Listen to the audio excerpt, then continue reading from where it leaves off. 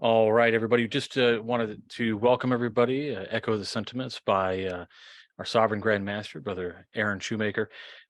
It's my distinct pleasure to introduce a speaker this evening for our AMD Presents series. We've got Brother Chuck Dunning on. So this is a very special edition. Brother Chuck is an advocate, a facilitator, trainer, and consultant in contemplative practice. And he has over more than 30 years in the professional fields of higher education and mental health, as well as in Freemasonry, Rosicrucianism, and other currents in the Western era, esoteric traditions. Chuck's consistent commitment to the actual practice, so actually doing the work of contemplative disciplines to help out and enhance experiences for people's personal growth, their social well-being, and even spiritual initiation and transformation. And with that in aim, as a Freemason, he authored a couple of great books. Some of you may have. I hope you do. He's authored The Contemplative Lodge, which is a manual for Masons doing the inner work together, which was just released in 2021, and also the one that I think most everybody has, and if you don't, go out and get it, Contemplative Masonry, Basic Applications of Mindfulness, Meditation, and Imagery for the Craft, which was released back in 2016. That was a resounding success. It actually made a special list I'll tell you about in just a moment, but Chuck was also a contributing author to The Art and Science of Initiation, released in 2019.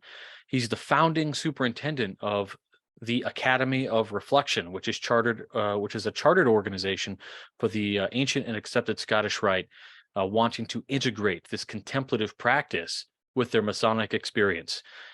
Chuck is also a co-founder, trainer, and facilitator for the Masonic Legacy Society. More on their website, mls2026.com. And in 2021, that book I mentioned, published in 2016, Contemplative Masonry, was recognized as the third in a top 10 Masonic books of the new millennium so far by readers of the Fraternal Review magazine, which published that review in 2019. The College of Freemasonry in Rochester, New York, presented Chuck with the Thomas W. Jackson Masonic Education Award for Fraternal Leadership in Masonic Research and Esoteric Studies, and a whole lot more. He is an honorary member of Sophia 767. He is also his craft lodge is Haltom City, Riverside, 1331 in Texas, Albert Pike 162 in Oklahoma, and a slew of other awesome and amazing accomplishments and lodges that he belongs to.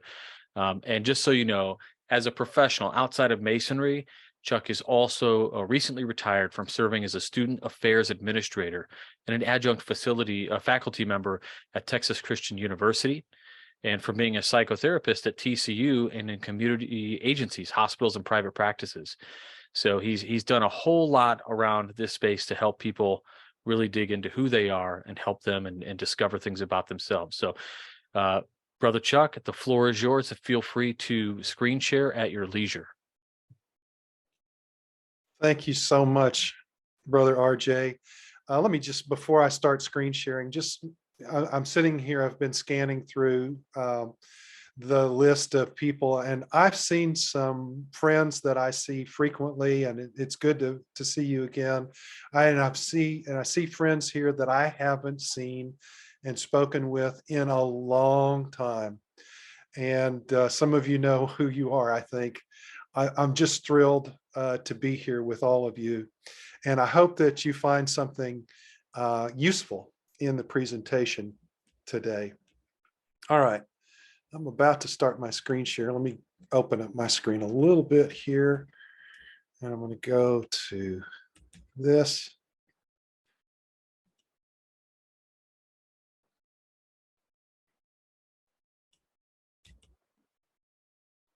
All right. Can someone confirm for me that you're seeing my title page? We do. Thank you, RJ. Okay. So before I actually start into this, one of the things I want to say is that it had never occurred to me to actually do this presentation before.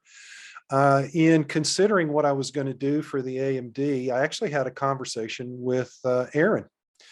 And I said, hey, look, do you have any ideas about what might be good for this particular meeting? And so he suggested this topic. And it may not be exactly what he had in mind, but it's what came to me as I began working with the idea. And I think it's going to be something that might generate some good conversation.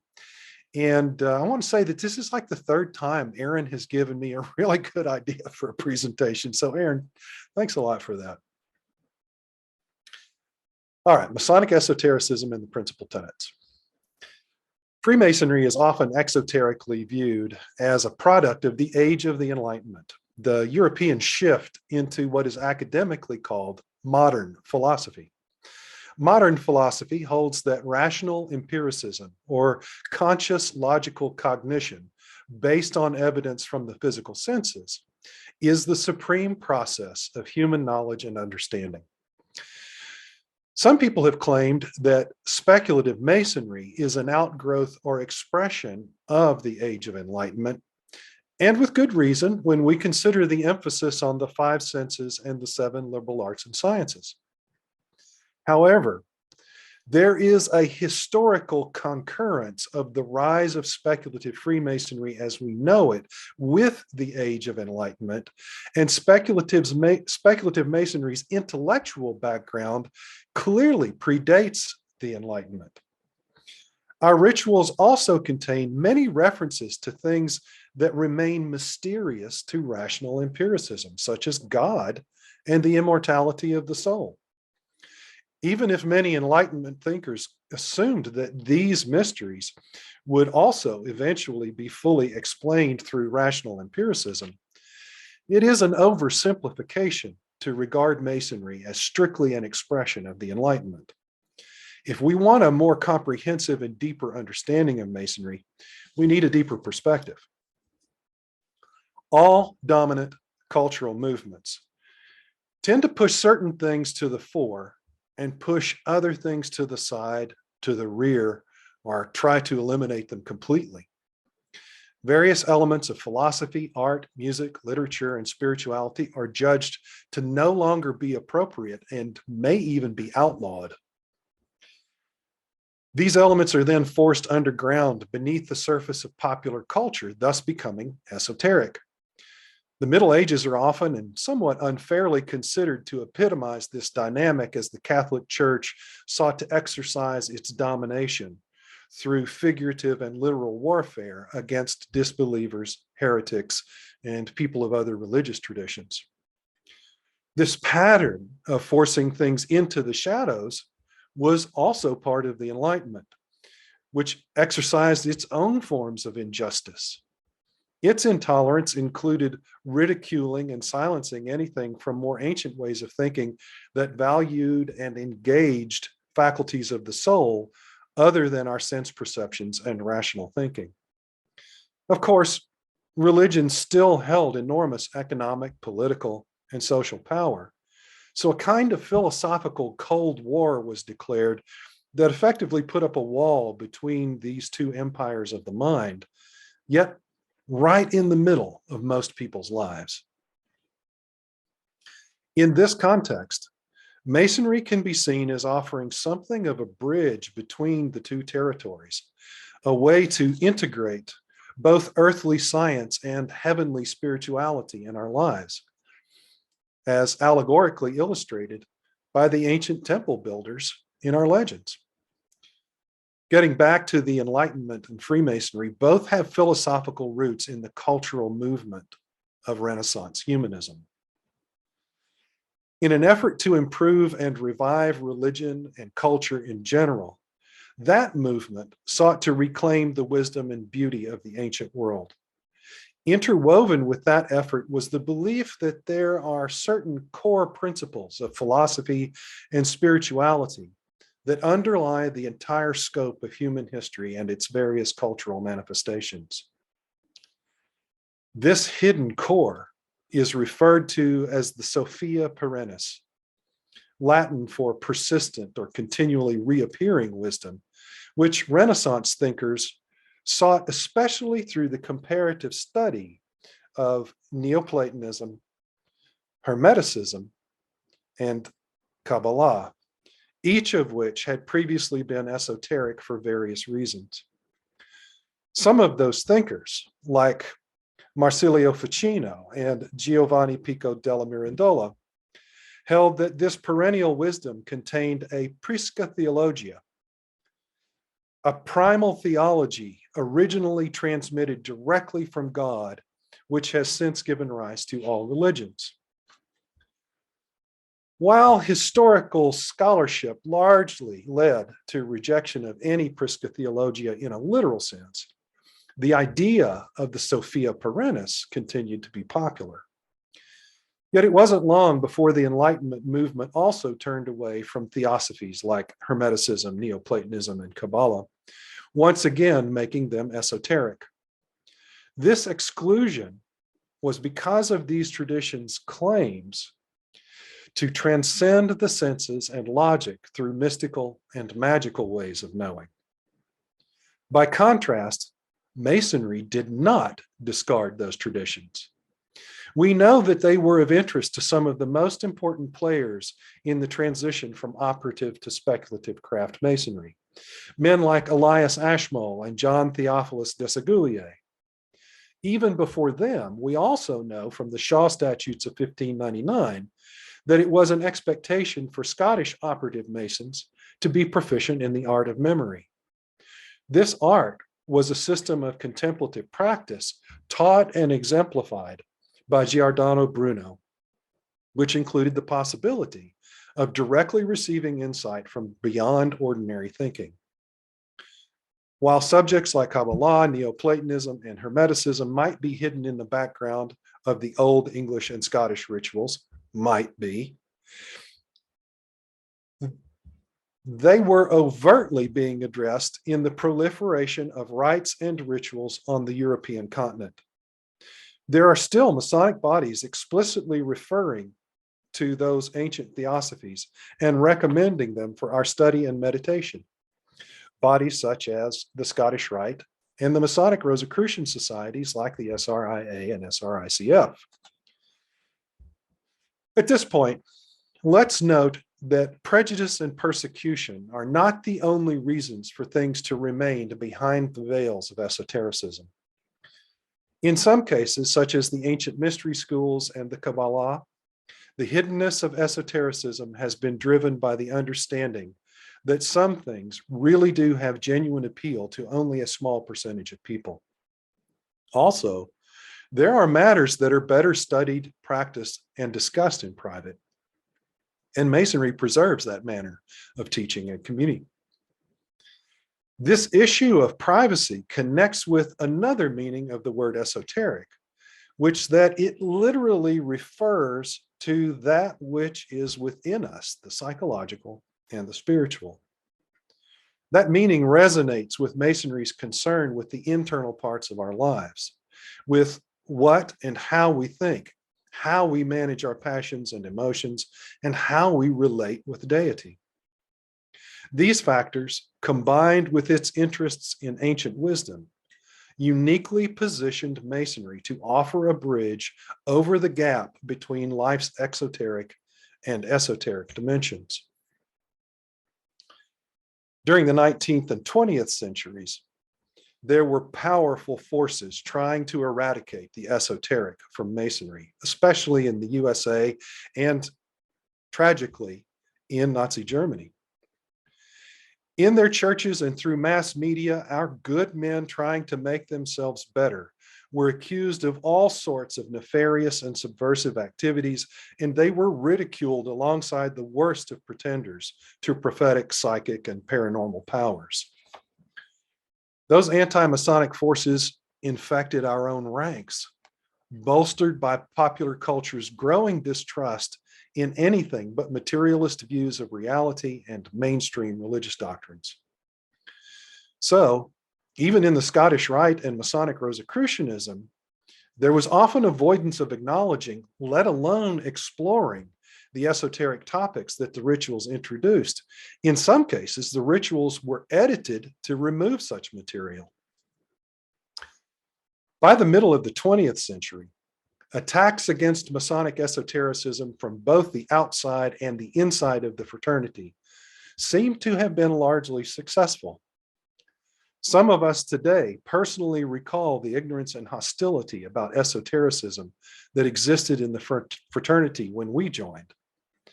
While some of that atmosphere remains, and newer Masons may find that very disturbing, anyone who has paid attention to Masonic education over the past 20 or more years, and especially in the last 10 or so years, can see that there has been a significant shift toward embracing the esoteric. The old pillars of popular culture are crumbling. Its inquisitors and bounty hunters are retiring, and there is an ever-growing treasure trove of philosophical, spiritual, and scientific information now at our fingertips. Through social media, there are also countless opportunities to connect with other esoterically inclined Masons across geographic and jurisdictional barriers, thus finding, if not creating, more of the esoteric fellowship they came seeking. I'm truly grateful for this shift, not just for myself with my own esoteric interests, but for the many others who have come to our doors, those arriving now, and those who will show up in the future because they sense the esoteric depths of our tradition. Despite all our fear and trembling about our losses, I'm convinced that we are witnessing the renaissance of Masonry and that it promises a bright future, but perhaps a much leaner one that functions in new and different ways. As happy and optimistic as I feel, I also see that this renaissance and resurgence of the esoteric has its own challenges. One of today's challenges is that there are so few seasoned elders, exemplars, and mentors for Masonic esotericism, especially in positions of respect and influence at the local level. As a result of this lack, most Masonic esotericists feel left to their own devices in figuring out the nature and direction of their work. So it is that I see some common problems among those of us who have these interests, sometimes including myself. From among these problems, I will highlight two. First, there is often a misperception that Masonic esotericism is a solely intellectual pursuit. With this issue, esoteric topics are frequently treated like trivia, in which we nerd out with as much information as possible so it can be impressively regurgitated at any moment.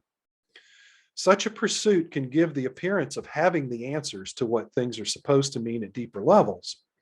Unfortunately, it often only ends up actually explaining the elements of our traditions in the language of some other tradition, or in increasingly abstract terms with little to no practical benefit for our growth as human beings.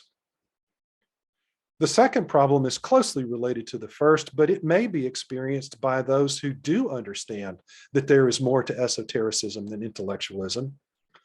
It involves the assumption that Masonry's esoteric potentials require an interior life of philosophical and spiritual devotion that grows further and further estranged from ordinary reality. It should be obvious that both problems run counter to the teachings of our ritual. Masonry is about transforming us in all aspects of our being, both the internal and the external. All the inner work that we do is meant to improve how we conduct ourselves in the natural world, in our families, social lives, and in our vocations. By the same token, our actions and experiences in those outer domains are understood to be the practical tests that reveal our internal progress or lack thereof, and thus provide direction for future inner work. To reiterate, Masonry can serve as a bridge between the exoteric and the esoteric if we will only do the things our ritual urges us to do. It is here that we turn our focus to the principal tenets: brotherly love, relief, and truth. Being named as principal indicates their central importance for our tradition, and so we should be able to find not only exoteric value in them, but also deep esoteric meaning. with each complementing the other. We all have some recollection of how they are presented in our ritual, but here's something of a refresher from the General Ahiman Rezon by Daniel Sickles. By the exercise of brotherly love, we are taught to regard the whole human species as one family, the high, the low, the rich, the poor, who, as created by one almighty parent and inhabitants of the same planet, are to aid, support, and protect each other. On this principle, Masonry unites men of every country, sect, and opinion, and conciliates true friendship among those who might otherwise have remained at a perpetual distance. To relieve the distressed is a duty incumbent on all men, but particularly on Masons, who are linked together by an indissoluble chain of sincere affection. To soothe the unhappy, to sympathize with their misfortunes, to compassionate their miseries, and to restore peace to their troubled minds is the great aim we have in view. On this basis, we form our friendships and establish our connections. Truth is a divine attribute and the foundation of every virtue. To be good and true is the first lesson we are taught in Masonry. On this theme, we contemplate, and by its dictates, endeavor to regulate our conduct. Hence, while influenced by this principle, hypocrisy and deceit are unknown among us. Sincerity and plain dealing distinguish us, and the heart and the tongue join in promoting each other's welfare and rejoicing in each other's prosperity. Now, there are already a number of things said in these traditional passages that can be taken as allusions to significant esoteric depths. And the Ahiman Rezon has even more in its further commentaries on these tenets. Right now, I want to begin our esoteric exploration by noting that the principal tenets are a triad, as are the principal supports, wisdom, strength, and beauty, the principal officers, the greater lights, lesser lights, movable jewels, immovable jewels, theological virtues, and so on. While there are well-known exceptions, this pattern of triples in Masonry practically shouts for our attention. Of course, we could explain this pattern as a remnant of an earlier time when Masonry specifically paid homage to the triune God of Christian theology.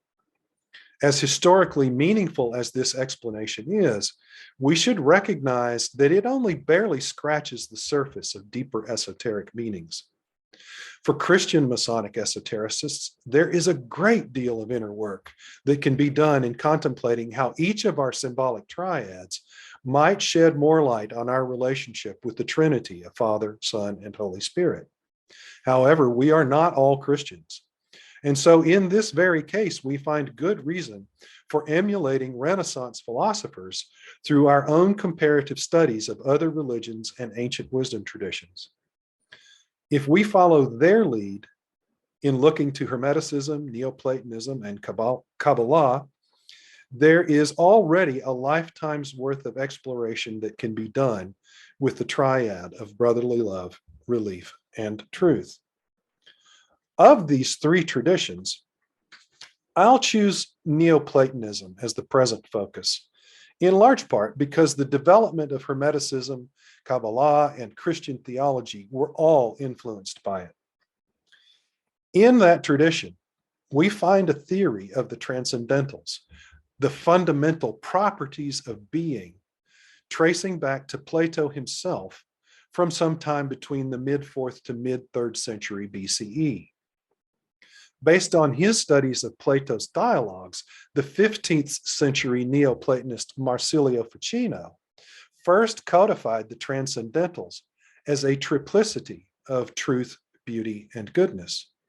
Perhaps most interestingly for us Freemasons, Ficino's work then appears to have influenced the 16th century architect Andrea Palladio, who referred to the true, good, and beautiful method of building.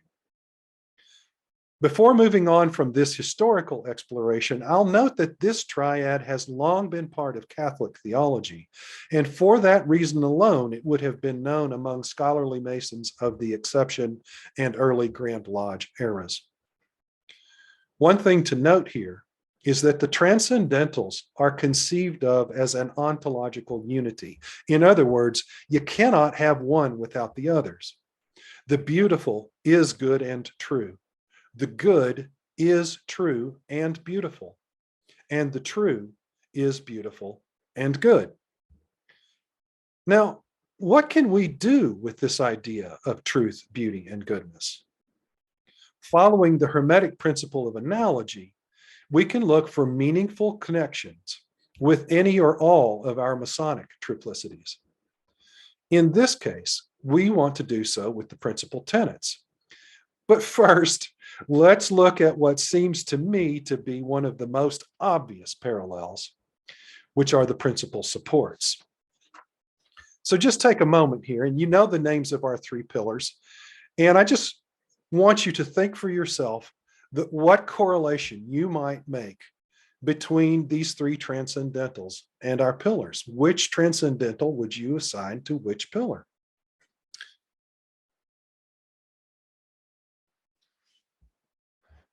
We can also ask that question, of course, about the principal tenets, but here I show you what I have found. And you can see the Masonic pillars connected with these Platonic transcendentals. And then the studies that were assigned to each of those Platonic transcendentals that were thought to relate most closely to them, as well as what we're calling the practice, the thing in the arts and sciences region, that would most directly correspond. Don't need to explain that very much. You can see, I think, a lot of the connections here and make sense of them for yourself. Now, what I would ask you is, do you notice anything lacking in this chart when we put it into the context of our lives as whole human beings, seeking to better ourselves in every way? What I see is that they don't speak plainly to our social lives, and that observation calls us back to the principal tenets. So how would you align them with these columns? This is what I come up with. Now, how is this more than a game of connect the dots? What more does this suggest to us about the value of the principal tenets? To answer this question, let's recall the Renaissance philosophers who shaped the development of speculative masonry. They were looking for a Sophia Perennis, an essential divine wisdom that keeps showing up across many different traditions and across the ages. We have also noted that the Scottish Rite continues to pursue that quest, at least theoretically. So now the question becomes what the Scottish Rite has to say about what that perennial wisdom is. According to the rituals first used by both the Southern jurisdiction and Northern Masonic jurisdiction, the royal secret is equilibrium. Those rituals also teach that the royal secret is meant to prepare us for engaging the supreme doctrine, which is the spirit in each of us being a spark of the divine, and thus we are one with the divine. So to reiterate, the supreme doctrine of the Scottish Rite holds that the spirit in each of us is a spark of the divine, and that we are thus one with the divine. So our job as Masonic initiates is to realize, to make real this truth at deeper and deeper levels, not only within ourselves, but through our connections with others who are also sparks of the divine. This is a truth I have personally found echoed in the esotericism of other traditions I study and practice. And so I'm pretty comfortable putting it under the heading of Sophia Perennis. The principal tenets of brotherly love, relief, and truth thus become a means by which we make real to ourselves and others the unity of beauty, goodness, and truth. This is how we more consciously and intentionally participate in the divine, encountering and reconnecting with itself through us. This external way of relating to other beings in the world and the internal practices of relating to the divine within us are mutually supportive activities. Together, they amplify the circuit of divine creativity that flows through us, inspiring and guiding us to be both better ashlers and better builders in the great temple of creation. Any complete form of Masonic esotericism must engage both the external discipline of the principal tenets and the internal discipline of contemplating the divine light. All our rituals, tools, jewels, and virtues are meant to serve these two great labors that are essential to the builder's art. Thank you.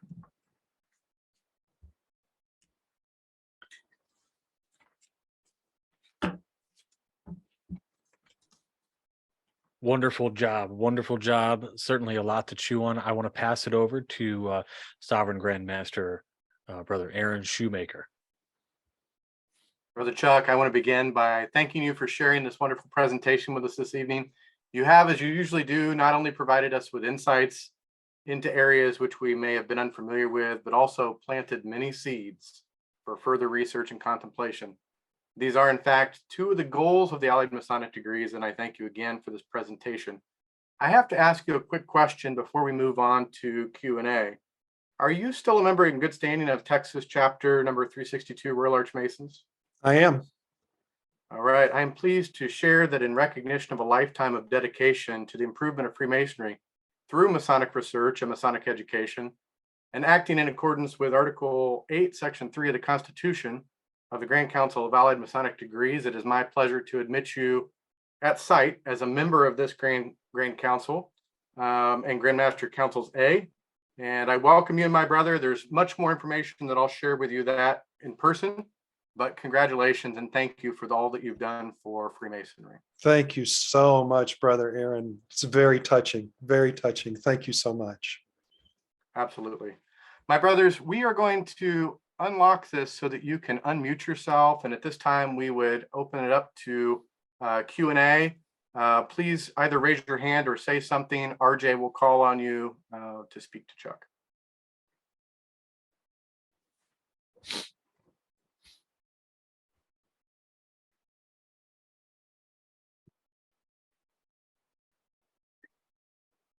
Any questions? Feel free to unmute and go ahead. It looks like right now most folks are on mute. So if you'd like to, please feel free to unmute and ask your questions. If somebody's asking a question, go ahead, and if you know how to use Zoom pretty well, there's some reactions you can do, like a little hand raise or something like that, and we'll make sure we get to you.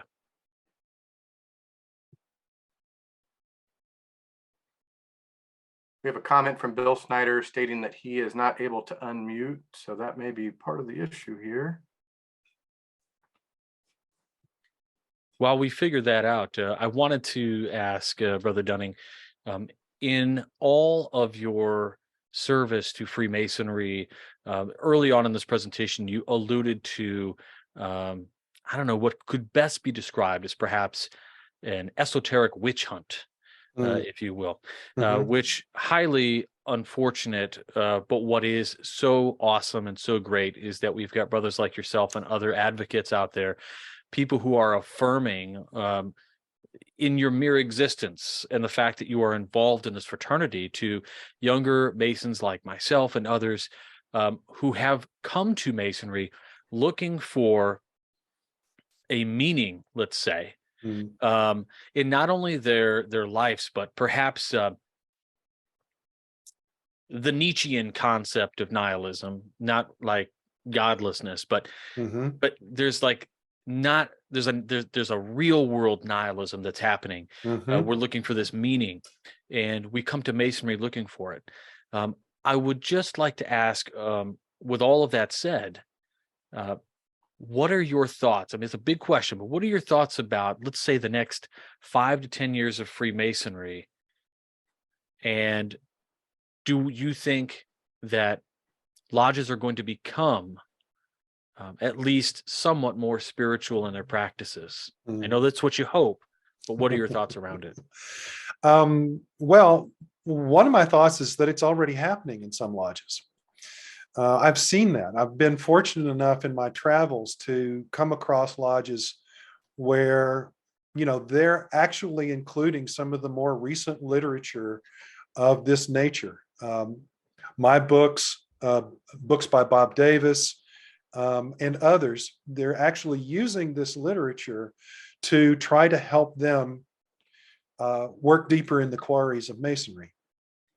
And so I know that it's actually happening in some lodges. Other lodges are not going to make that transition.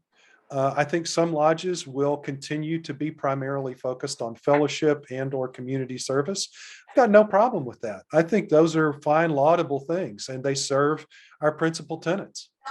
But I do think that we're going to be seeing on a larger scale more brothers moving their lodges in those directions. I also think we're moving into a time when our lodges are going to be much fewer. That may mean that we have more centralized lodges that have larger groups, larger membership bodies, or it may mean that we have just smaller lodges and fewer lodges. But we'll definitely have fewer. And I think the ones that survive are already showing them to be the ones that engage their members in ways that the members find more meaningful. And this is certainly, one of the ways to do it that our ritual encourages. Thank you for that thoughtful response. I appreciate it. Great question, and one that we should be asking every day. Chuck, Bill Snyder, if it's appropriate, I'll just make a comment here and then get your reaction. If Sure, we can. Bill. And I'm going to try to strip this down and keep it short because this is usually about an hour-long tirade I do. Okay. Okay. The very fact of what you said earlier on about how as systems are created, there is a suppression or a discounter, where they attempt to discount the value of anything that went before. Yes. So that's different than what the proper thought is now. So all these things get put aside, and I see that the fight between the ancients and the moderns in England was exactly that kind of fight. Yes. Both were claiming to have that which was proper, but in fact they only each had remnants. And I don't view Desaguliers as a hero as other people do. My judgment is still reserved on that, because what you have is in Britain to create a more open form of Masonry where in order to receive Irish Mason or the Royal Arch status, which were in demand, you had prior to that had to have been a past master of a lodge. In fact, what they did is create a system where this was added to the new third degree. This became, in the writings of the time, noted as a very popular reason, a economic reason for people to want to spend the money to join the ancients' lodges. And eventually, everybody had agreed on the Master Mason degree. It was this addition of the status of being a Royal Arch Mason. In that, though, you see a degree, as the British receive it, that is stripped and devoid of a lot of symbolism that we have in the American York Rite version, as well as the other 3 degrees of the capitular rite. We have Mark Master in the Royal Arch. They don't. That's a separate system. It's elective as opposed to receive. And you won't be able to enjoy your beloved wings. The franchise has seen better days. The franchise has been. Don't know where that's coming from. It's a fun thing. It must be. But very quickly, in Britain, they don't pass the veils. We pass the veils here, like they do in Scotland. We, for many decades, you could not be a Royal Arch Mason in America unless you had been a past master, because it was, in effect, you can infer that it was because only a master would be able to receive that esoteric knowledge of the Royal Arch. So first thing we have in part of that whole reaction of stripping out anything esoteric, perhaps to save us from ourselves and the incredible thoughts that we might have if we did include those esoteric points, the Holy Royal Arch in the United States, in the Royal Arch degree itself, has no explicit moral lesson for consideration. Plenty of inferences, plenty of symbolism, and you can spend hours of work discussing those things. But there is no explicit lesson as to what it means to be a Royal Arch Mason. A beautiful speech by the principal sojourner, and a lovely way to make a circle, a triangle, and a rectangular thing and say some words. But in that, there is still no explicit moral lesson for consideration, other than, oh boy, I'm a Royal Arch Mason now. Now I can be something else. And thus it becomes the gateway. I mention this because the cryptic degrees and the cryptic rite, which help explain so much in both the craft degrees and the Royal Arch and even Templarism, it was always sort of suppressed as sort of, oh, you don't need that. And I see now a change occurring around the world where it's sort of like, no, some of that stuff's important too.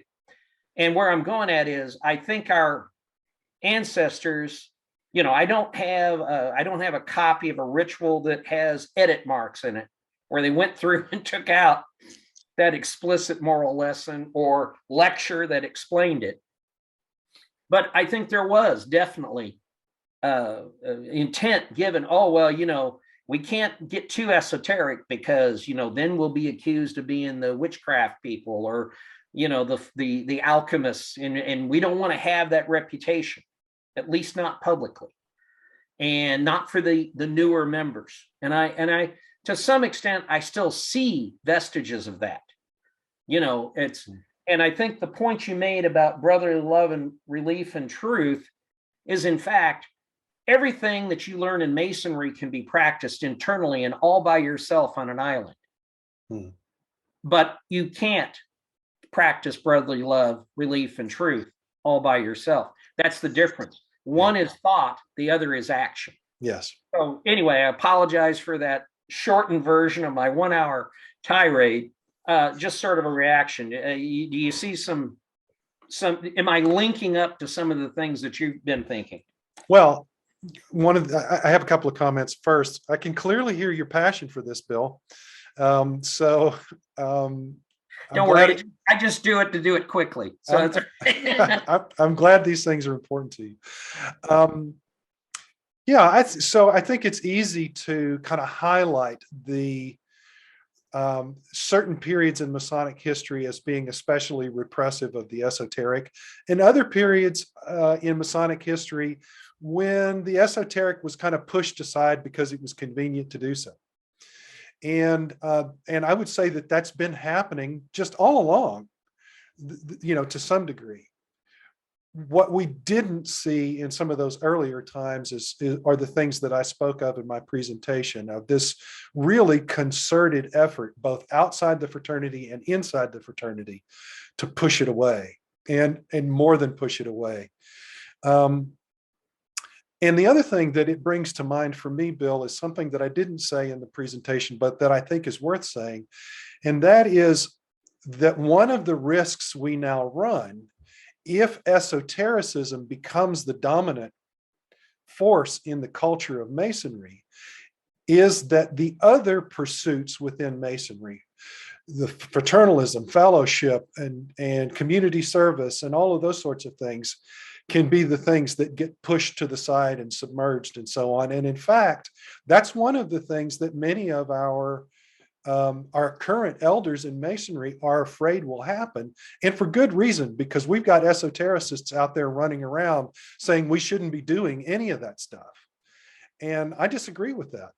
Yeah, I- and I I, think- I agree with you, and I Yeah. agree about the concern because the institutional structure of masonry for the past 300 years is in itself, can be counter to the progress of esoteric pursuit. But the point is that institution is still worthy of support. But the two can go together. Yes. But you're right. We're again at that thing where equilibrium is not being sought. Extremism is going to win going the other way. Yeah, I appreciate your observations, Bill. And as a final word from me on this, I just say that anybody who's out there speaking as an advocate for esotericism or contemplative approach to Masonry or a more spiritual or philosophical approach to Masonry, please see it as your responsibility to also speak in support of the other aspects of our craft.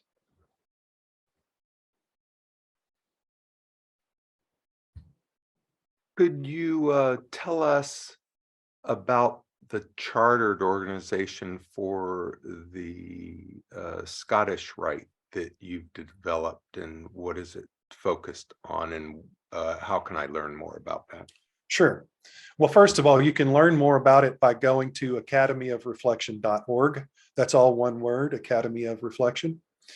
And what it is, it's a school and a society for Scottish Rite Masons who want to integrate contemplative practices with their Masonic experience. We call it a school because we actually have a curriculum. We've got, I can't remember how many courses, somewhere in the neighborhood of 15 contemplative courses where we provide either instruction in a contemplative practice of some sort, or guidance in applying a contemplative practice to Masonic experience in some particular way. We've got courses that are designed to help you become an instructor within the Academy of Reflection. And we have two levels of participation. One is associateship, which anybody can have if they just send in an email stating that that's what they want to do. There's information on the website about how to do that under the Join tab. And as an associate, then you have access to our private Facebook group and to our emails that get routinely distributed so that you're notified of our different activities and can participate in most of those. The only thing that you can't participate in as an associate is voting for our business affairs. You can also do a certain limited number of the courses in the curriculum as an associate. But as an inducted member, there are some requirements that you have to meet to show that this really is something that is congruent with your personal interests and what you do with your time. And if two of the three primary officers find your applications suitable, then and you've met all the necessary requirements, then you can be inducted into the Academy of Reflection, which then also gives you full access to the curriculum, makes you a voting member of the Academy, and also eligible to hold offices. The Academy of Reflection also charters other academies. We currently have, I think it's 5 academies in formation. Most of them are in California, but not exclusively so. What that requires is for Scottish Rite Valley to have a memorandum of agreement signed by either the personal rep for your valley or the general secretary of your valley, as well as the person who would be the prospective superintendent of that academy. And then we review that, we communicate with you, and if the principal officers of the academy in Guthrie, the mother academy, are satisfied with what we see, then we'll sign that, and at that point you become an academy in formation. And you have a minimum of 1 year to meet the requirements for chartering, but there's no maximum amount of time. You can just continue to be an academy in formation in perpetuity if that's what you choose or the way things work out. I won't go into details about the differences in different levels of academies, but I will say that the Mother Academy in Guthrie retains control over the bylaws and the ritual that we use in our induction ceremonies, and also the curriculum. Those things remain under the control of the Mother Academy. You do not have to be a member of the Guthrie Valley in order to join the Mother Academy, as long as you are a Mason in good standing in a valley that is recognized by the Southern jurisdiction of the Scottish Rite. Then you can become an associate or an inducted member. I think that's probably enough for now. That's great. We have 29 lodges down here in San Diego County, and several of them have been formed just out of people that have esoteric thoughts and desires and aspirations. And so I'll certainly be promoting it. I'm surprised I don't have more mates on here from AMD, but I definitely will be talking. Okay, I look forward to it. You can shoot me an email at any time at contemplativebuilder@gmail.com. Thank you. Thank you very much, brother.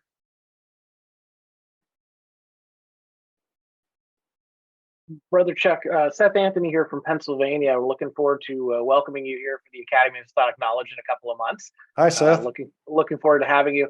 Yeah, I think of myself more as a historian than philosopher when it comes to these things, and recognizing what you said about the importance of having esotericists on the local level to drive this, but also the other side of it where you said they can't drive it so much that it breaks apart the other parts of Freemasonry that people enjoy. Thoughts on how you encourage local individuals to take up that esoteric banner, but also understand that responsibility? Everybody on this call is sort of a regional leader in their own way or different. So how do we encourage that in a responsible way? It's a good question, Seth. There's a significant portion of my second book, the Contemplative Lodge, that really addresses questions like that. But one of the things I will just say in terms of serving as an advocate for brothers to really take the esoteric seriously is simply to become more skilled at showing how the language of our ritual points in that direction. I don't know if you're familiar with a program in the Grand Lodge of North Carolina called the Middle Chamber that was started by Ben Wallace and Sean Bradshaw and some other fantastic Masons in that state. But one of the things that has made that program so successful is their emphasis on what the ritual actually says. And you don't have to do a lot of mental gymnastics and connections with lots of other esoteric traditions to find language in the ritual that makes it clear that we're supposed to be digging deeper, doing contemplative work with the symbols and the teachings that are presented in our ritual.